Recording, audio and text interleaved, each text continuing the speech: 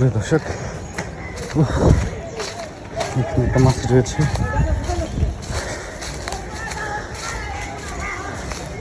এখন গতবারের মতো কিন্তু এবারও পানিতে নামাইছে শিকারীরা।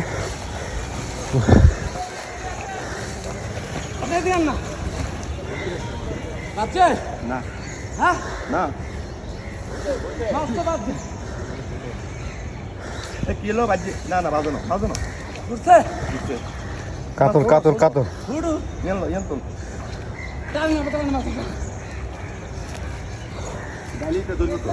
নিয়ে আসেন, নেট নিয়ে আসেন।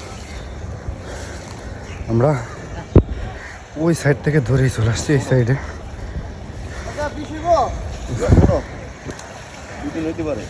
শিকারি ভাই একবারে পানিতে নেমে গেছে। ওই যেই মাছ হিট হয়েছে।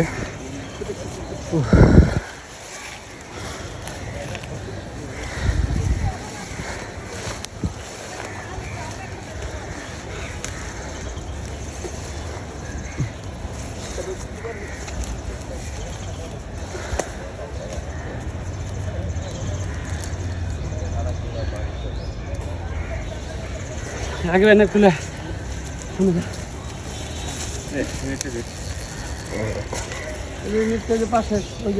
লেকের মাছ শুধু পানিতে নামায়, না নামলে তো বাবার মাছ কম যাইব না। তো ওইখানে বেসিক্যালি কি হয় আপনাদেরকে বলি। আমরা ছিলাম বট গাছের নিচে যে মাচাটা ছিল ওইখানে, আপনাদেরকে দেখিয়েছিলাম যে আমরা কোথায় ছিলাম। ওইখান থেকে যখন মাছটা হিট হয় তখন কিন্তু অনেক জোরে সুতা টান দিয়েছিল। তখন এই পাশে চিল্লাচিল্ল হয় যে বড় মাছের একটা হিট হয়েছে। তো এখান থেকে আমি, জুয়েল ভাই, তারপরে আপনার হচ্ছে বাবু অ্যাংলিংয়ের বাবু ভাই, তো আমরা এখানে তিনজন মিলে এখান থেকে দৌড় দিয়ে আরও এখানে আরও লোকজন ছিল, ওনাদের ওইখানে একটা মাছা ছিল, ওই মাছার আরও লোকজন এখানে আমরা দৌড় দিয়ে চলে আসি। মানে এত পরিমাণ এক দৌড় দিছি যে বড় মাছ যেহেতু হিট হয়েছে, এক দৌড়ে মনে করেন যে এই পাশে চলে আসি। তো অনেকখানি পথ কিন্তু আপনারা জানেন যারা এখানে ধানমন্ডি লেকে গিয়েছেন। তো এতখানি পথ মনে করেন যে দৌড়াতে দৌড়াতে মনে করেন যে অবস্থা খুব খারাপ। আপনারা কিন্তু ভিডিওর ভিতর দেখতেছিলেন যে কি অবস্থা, একবার হাঁপাই গিয়েছিলাম। তো দেখেন শিকারি ভাই কিন্তু পরে যে মেন যে শিকারে ছিল যার হাতে মাছটা হিট হয়েছে, তার থেকে কিন্তু নিয়ে যে অভিজ্ঞ শিকারি আছে, সিনিয়র শিকারি, তার হাতে সিপটা দিয়েছে। মাছটি কিন্তু সে নিয়ন্ত্রণ করছে।